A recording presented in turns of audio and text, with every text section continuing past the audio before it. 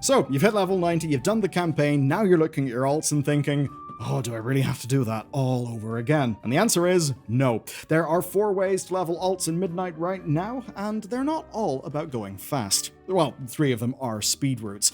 One's even pretty degen. But another one of them is something different, and it's the way I'm leveling my alt personally. I'll cover all 4 today, plus some prep that will make every route just a little bit faster, and you can find full XP tables and breakdowns and stuff on our website. But let's kick things off with some real high-value prep you should do beforehand. Many XP buffs stack, and you'll want as many of those running as possible before you set off. The Warband Mentor buff gives you plus 5% for every character you've already got at level 90, and that stacks up to 25% from 5 characters. Then there's War Mode that can offer like 15, maybe 25% depending on faction balance on kills and quest hand-ins. Then there's the Dark Moon Fair, and if you're thinking it's a bunch of faff and you shouldn't really bother, well, I can actually tell you how to do it a bit more efficiently to do it proper. So if it's up, you can grab a Dark Moon Top Hat. That'll give you another plus 10% XP and rep, and you can activate it from anywhere. Now, these are bought with Dark Moon prize tickets, which are now a war-bound currency, and that means you can just stock up on any character and then pass them over to your levelers. But don't overbuy on them because they will perish whenever the fair ends. Now, if your warband doesn't have many tickets, then here's a really quick way to just get 100 of them. Go and purchase 100 Dark Moon Daggermaw fish from the auction house, go to the fishing vendor on Dark Moon Island, and then buy the Faded Treasure Map. Find the 4 clues and the stash, which are all at fixed locations, and you'll have yourself 100 tickets. This works per character as well, so you can basically do it across your alts and never have to worry about tickets again. Now, while you're at the fair, you can also buy all the Dark Moon quest items from the auction house, and you can hand those in for even more tickets and about 90,000 XP. And for the best results, be sure to do that hand-in stuff after level 81. Okay, there's a few other XP boosts. If you've still got some bottles of Mysterious Wisdom from a previous Winds of Mysterious Fortune event, then those are another plus 10, and they're also not time-locked, so if you get loads of them during that event, that's fine, you can use them whenever you want. The next thing then is gear. You don't need to do this, but if you're also sitting at level 80, with whatever they were wearing last time you touched them, you can go and grab 4 pieces of eye level 180 gear at just level 81 from the Renowned Quartermasters for 25 Voidlight Moral each. You'll get a head from Eversong, neck from Zalaman, waist from Harrendar, and hands from Voidstorm. Then you can fill the rest of your slots via the auction house, and the easy way to do that is to just filter by current expansion and then the level 80 to 81 bracket.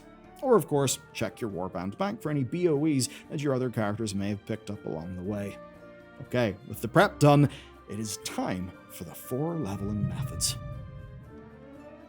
Route 1 is the established method popularized by creators like Zorthas.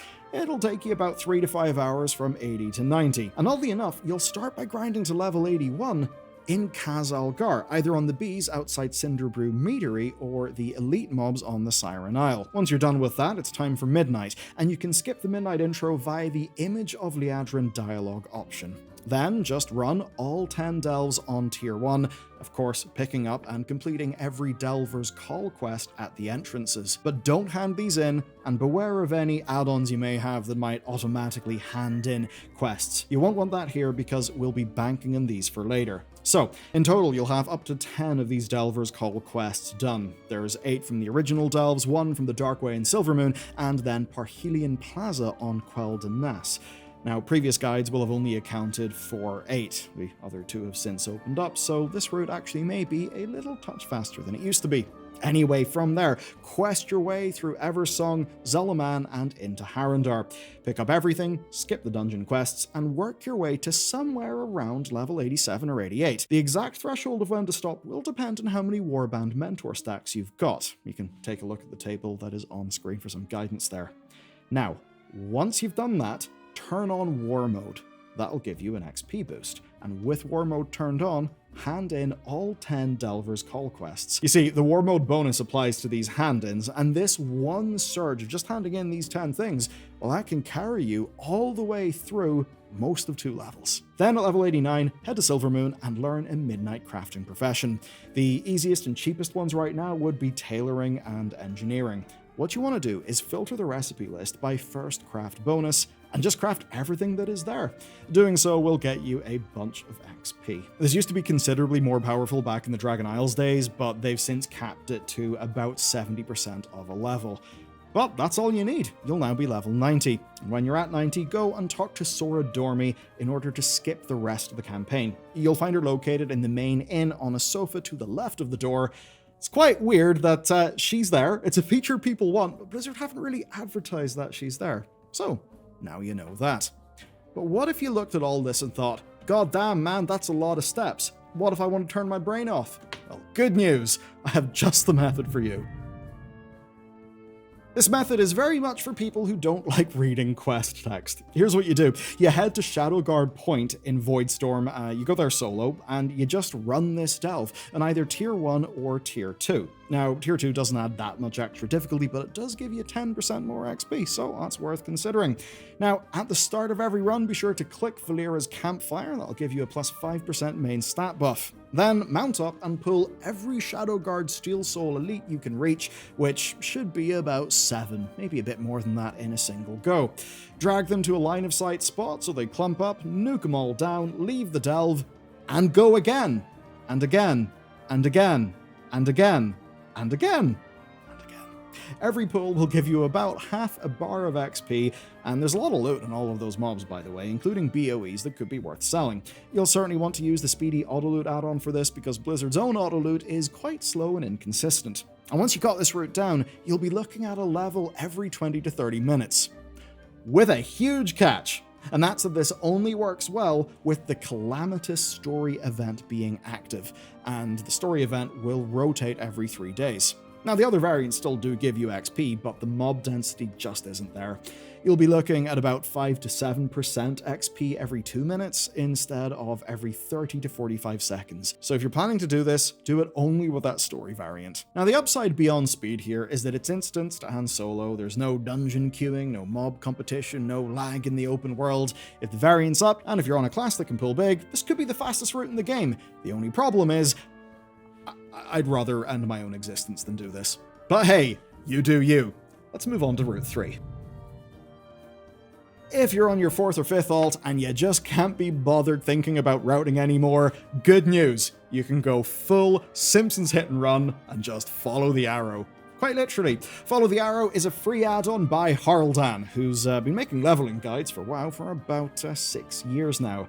Just that he's been doing it in written form until now. And if you've ever used Rested XP before, it's the same idea, except this one's actually free. It puts an arrow on your screen, and it tells you exactly what to do next. You can turn your brain off. Now, the Alt 80 to 90 mode follows a similar enough route to Method 1, covering Delves, Eversong, Zulaman, all the Delvers call stacking, and the first-time crafts, but it runs the Delves on Tier 2 instead of Tier 1, and maybe more importantly for most people, it just removes all of the decision-making. You can just go forward. I mean, it'll even warn you if you've got auto hand-in enabled whenever you're going up to those Delver call quests, so it's even going to help you not waste them. Now, the average player time here will be about 4 to 4.5 hours, could be 5. If you accidentally hand in your Delver's call quests early, it could be a little bit more than that, so do pay attention to those warnings. And if you want to know what the top end is, that's damn fast, because Harldan himself speedran this in about 2 hours.